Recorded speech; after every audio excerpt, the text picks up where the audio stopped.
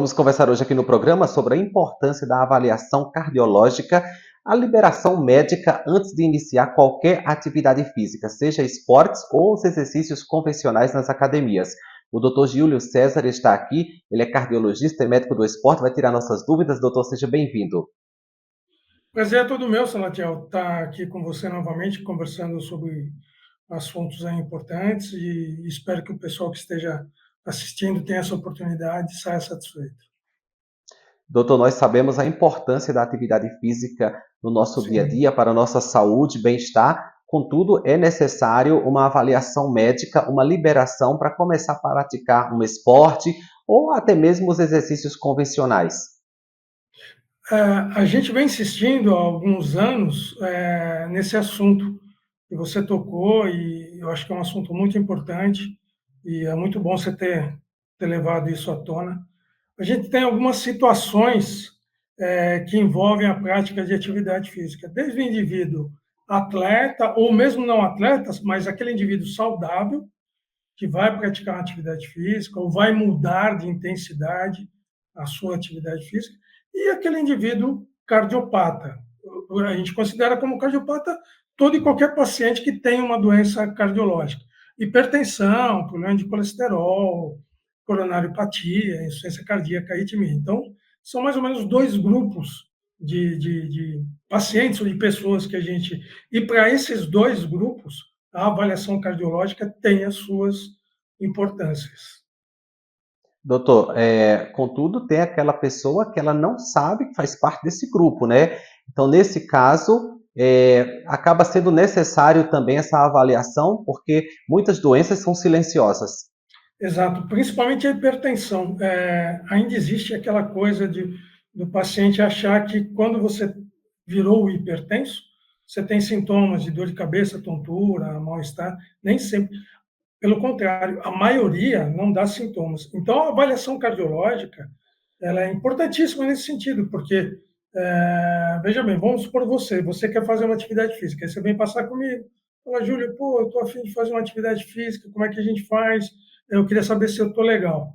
Então, a gente parte de uma anamnese, de uma conversa franca, eu e você, o médico, o paciente, para saber sintomas, se você já fez atividade, se quando fazia tinha alguma outra queixa, a avaliação familiar, se tem histórico de morte súbita na família, por exemplo, de arritmia, de infarto em parentes mais próximos. Então, essa é a história clínica, o exame físico faz parte. E em cima do que eu achar nessa tua conversa, nas conversas contigo, a gente parte para alguns exames complementares. E aí a gente pode, no caso, por exemplo, como você citou, identificar alguma situação que nem sempre ela é impeditiva de fazer atividade física, mas requer alguns cuidados para que você faça a tua atividade física com eficácia, tendo o seu rendimento, o teu prazer e com segurança. Que é o mais importante, esse é o propósito, Exato, a é ideia é essa, né? a saúde. Doutor, agora, até uma caminhada requer essa liberação? Porque muitas pessoas começam a Ah, caminhar, a correr. Existe também um risco se a pessoa tiver uma hipertensão, uma doença que ela não tem conhecimento? então vamos lá. Aí a gente pega duas faixas etárias.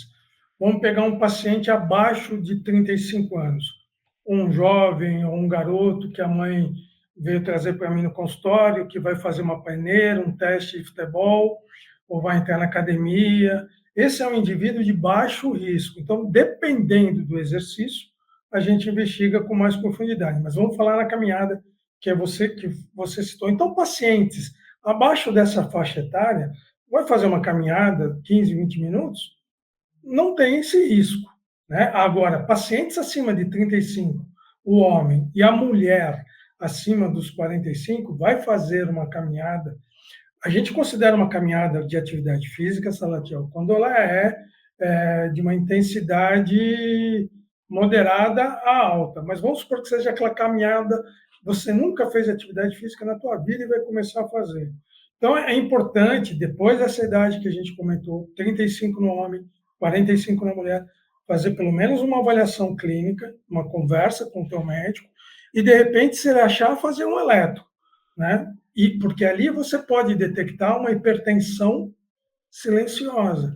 E existem alguns níveis de pressão arterial que contraindica atividade física. Então, a gente, mesmo atividade física leve, quando está bem descompensada, a gente segura. Né? Isso não é o comum, está tão descompensado assim. Então, uma atividade física leve, às vezes não, perdão, no hipertenso a gente até recomenda. Então, está com pressão alta, não está ok, mas não é aquela hipertensão de grande risco, vamos começar fazendo uma caminhada, porque isso vai ajudar. Mas se tiver muito alta, nem a caminhada leve a gente libera. Por isso que é importante que você passe comigo, ou com qualquer cardiologista, ou com outro médico, para detectar esses níveis pressóricos, principalmente. Doutor, agora quais são os principais riscos? A pessoa que tem uma hipertensão, tem uma cardiopatia, e ela vai praticar uma atividade física de moderada a mais intensa. Ela pode ter o quê? Um mal súbito, um infarto? O que pode Então, acontecer? vamos voltar naquela divisão da idade. No indivíduo abaixo de 35 anos, Santiago, normalmente não deu tempo de você ter placas de gordura, placas de colesterol entupindo aquela artéria, né? A não ser que seja um indivíduo assim com uma hipercolesterolemia familiar muito importante, mas normalmente não deu tempo, pelo decorrer dos anos. Isso vai acontecer um pouco mais para frente. Então, nesse grupo mais jovem que a gente comenta, o grande risco é arritmia, né? E essas arritmias podem ser fatais, levar a uma morte súbita ocasionada durante uma atividade física, porque existem arritmias que elas são potencializadas, ou principalmente elas aparecem na hora que teu organismo está com uma descarga enérgica, então na hora da atividade física. Então aumenta-se a frequência cardíaca por causa do esforço físico, e isso às vezes pode desencadear uma arritmia, e dependendo como for essa arritmia, ela pode ser fatal. Isso a gente encontra principalmente em indivíduos predispostos, com algumas anormalidades, alterações genéticas, e por isso que é importante a avaliação.